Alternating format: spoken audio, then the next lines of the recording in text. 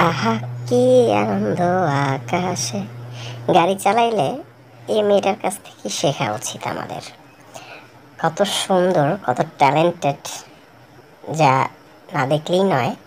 দেখো এই বাচ্চা মেয়েটা কিভাবে গাড়িটা পার্কিং করছে দেখো। তারপর ওই অন্য গাড়িটাকে সাইড দিবে।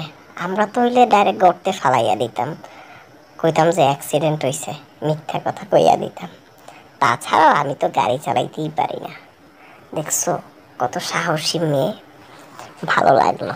অন্যটাকে বলছে চলে আয় চলে আয়, পুরুষ মানুষ হইয়াও পারলো না, যা মাইয়াটা কইরা দেখাইছে। ভালো লাগছে।